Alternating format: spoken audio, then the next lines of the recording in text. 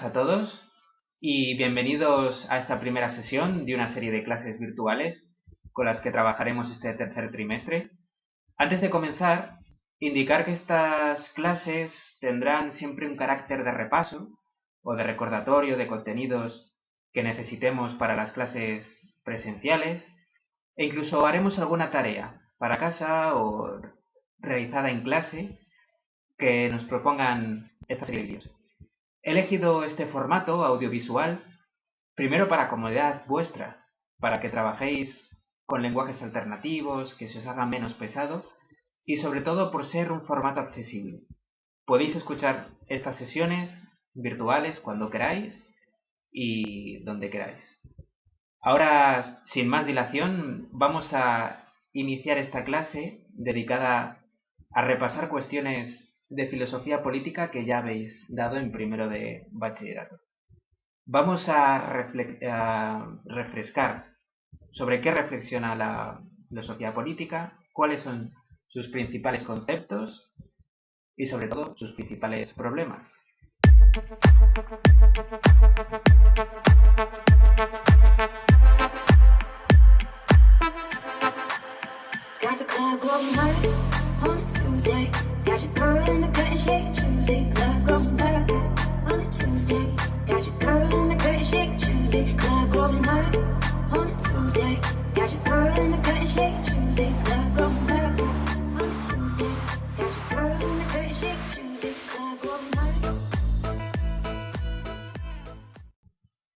Como veis, en la pizarra ha aparecido una batería de 4 conceptos que vamos a definir y vamos a poner en juego para manejarnos en nuestra reflexión y en nuestros diálogos en clase.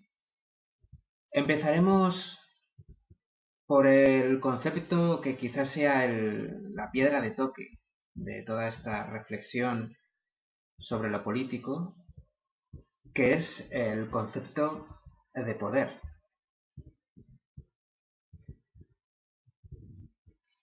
He elegido principalmente dos autores que se complementan.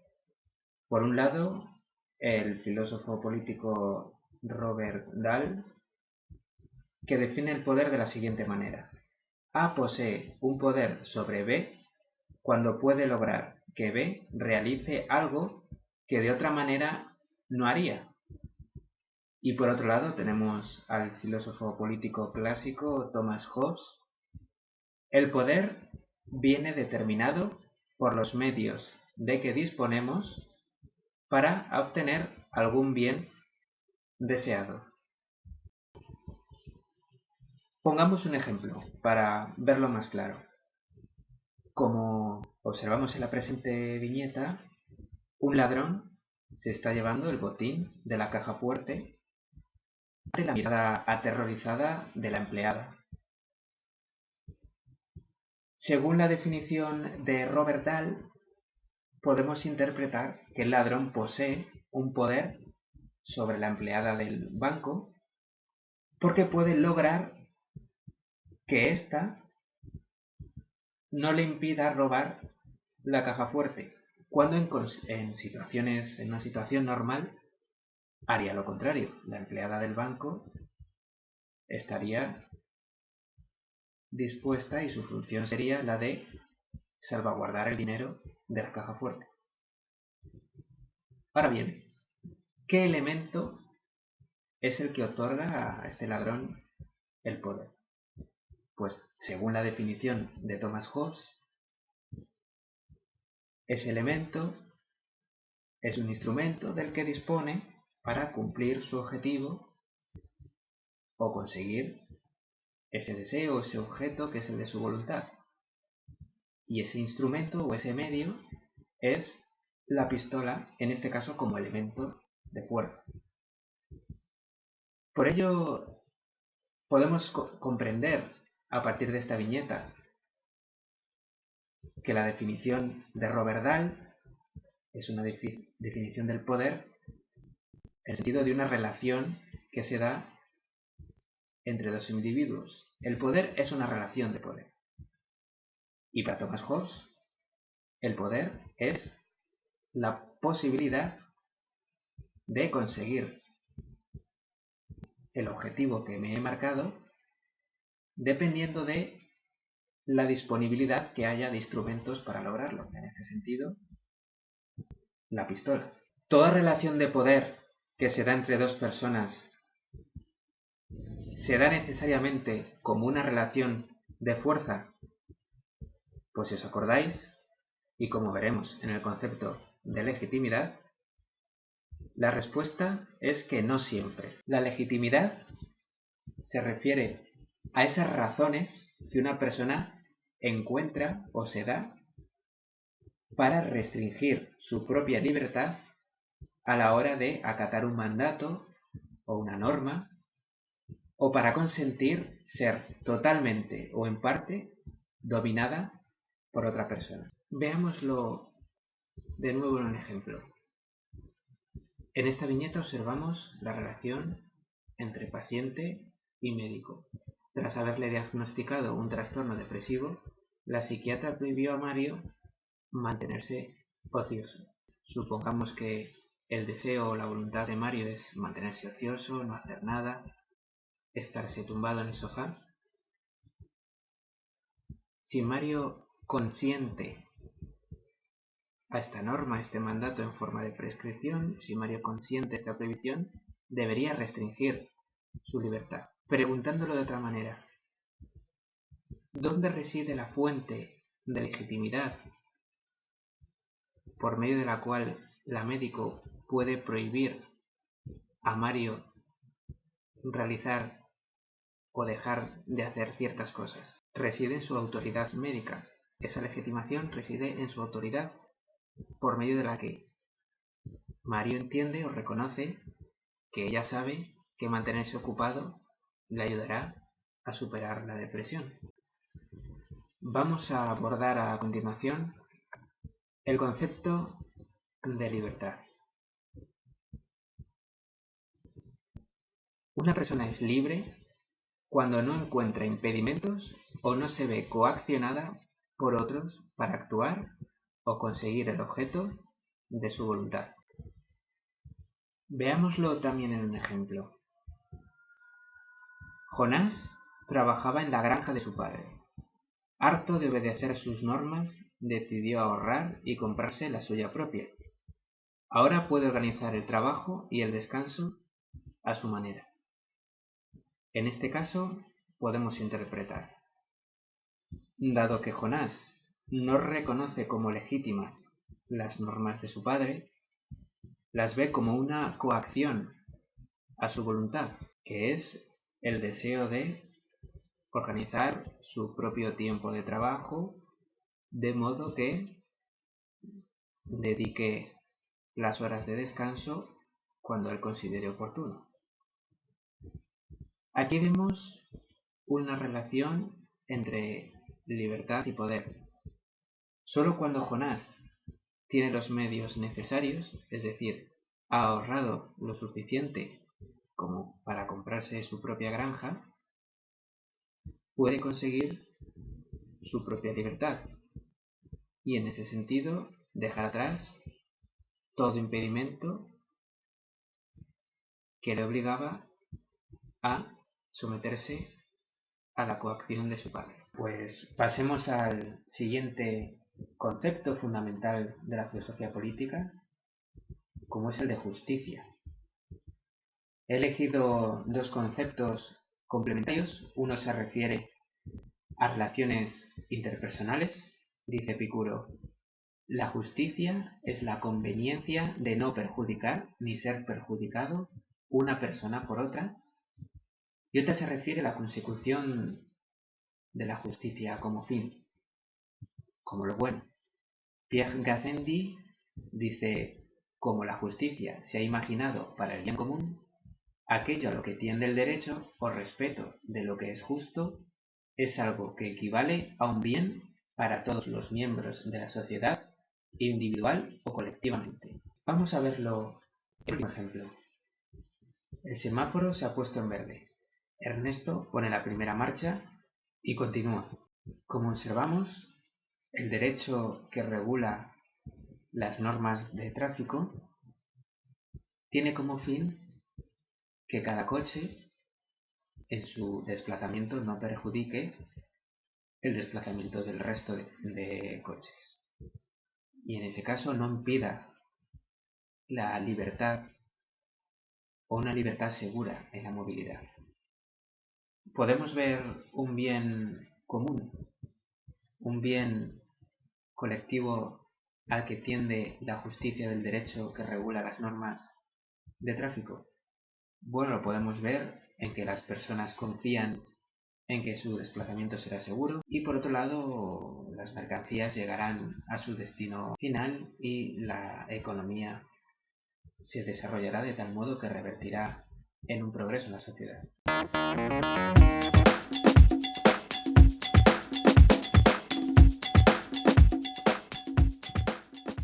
Vamos a terminar resumiendo y relacionando los conceptos que acabamos de recordar. Por una parte, tenemos el concepto de poder.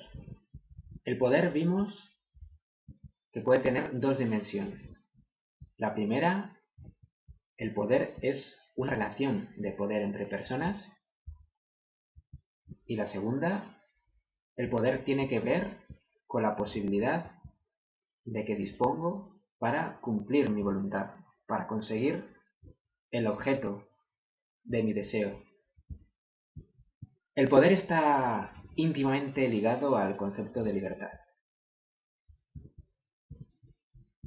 Tengo poder cuando domino la libertad de otros y otros consienten esa libertad, ya sea legitimándola o ya sea porque establezco una relación de fuerza con ellos.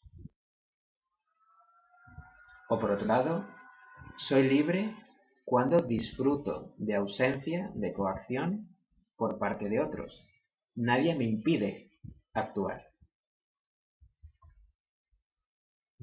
Cuando tengo poder para cumplir mi voluntad, es porque tengo los medios necesarios para conseguir ese objeto. Podemos relacionar esta segunda acepción de poder con el concepto de libertad de las siguientes dos maneras. Puedo dominar la libertad de otra persona como medio para conseguir mis objetivos. Y por otro lado, cuando dispongo de instrumentos para conseguir mis objetivos, nada me impide cumplir mi voluntad.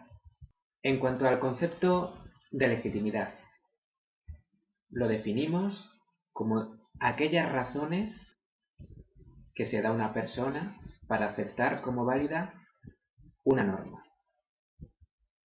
El concepto de legitimidad presupone, pues, que nadie va a consentir una anulación total o en parte de su libertad sin razón alguna, sin considerar que esa restricción de libertad de un modo u otro es justa o válida.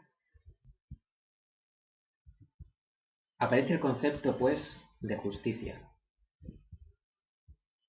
La justicia, relacionada con la libertad, puede ser entendida como esa restricción proporcional de las libertades para que puedan conciliarse sin perjudicarse unas a otras. Para finalizar este resumen, vamos a poner un ejemplo. Acepto restringir mi libertad acatando una norma que me impide disfrutar de lo que no es mío.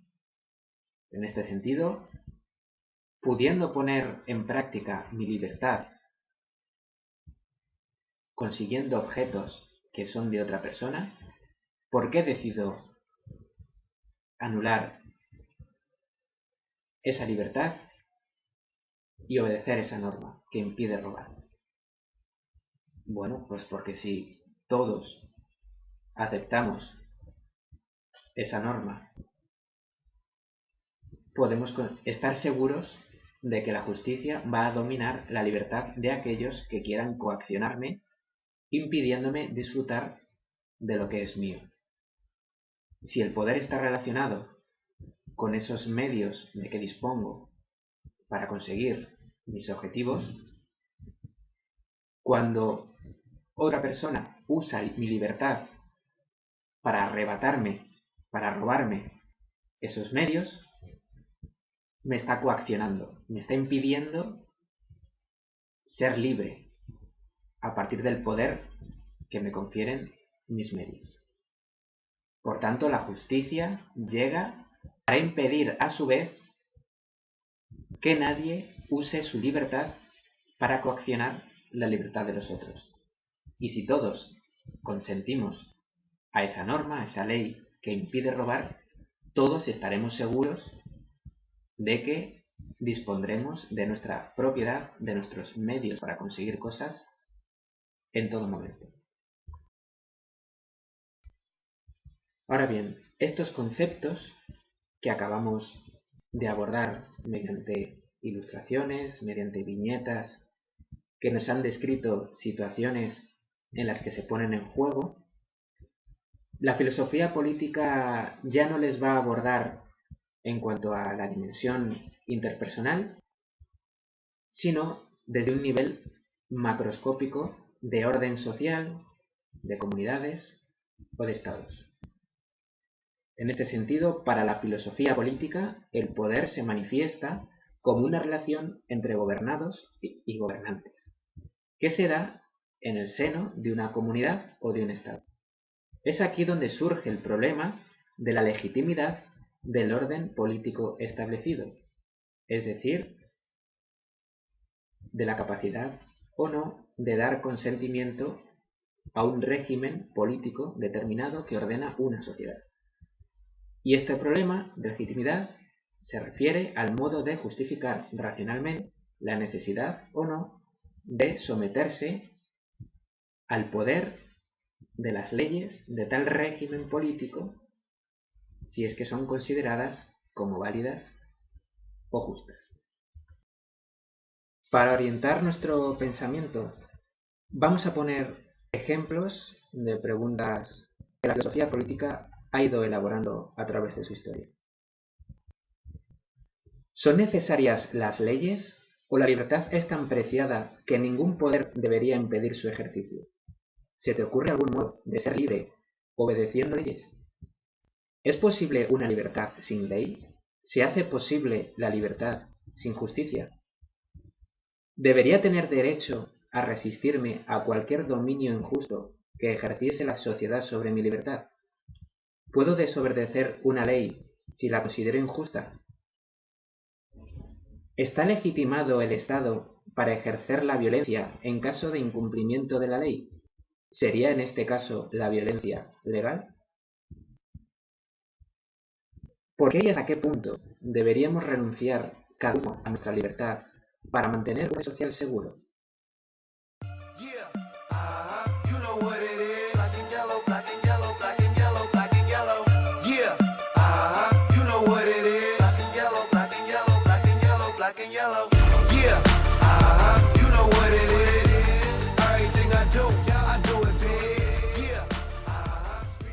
Acabamos nuestra clase virtual, nuestra primera clase virtual. Si habéis hasta aquí es porque habéis respondido correctamente a las preguntas. Tendremos en cuenta las últimas cuestiones que hemos visto que elabora y sigue elaborando la filosofía política y las pondremos en práctica en clase entrenando la redacción de textos a partir de la orientación de esas preguntas. Daros las gracias y nos vemos en la siguiente clase virtual.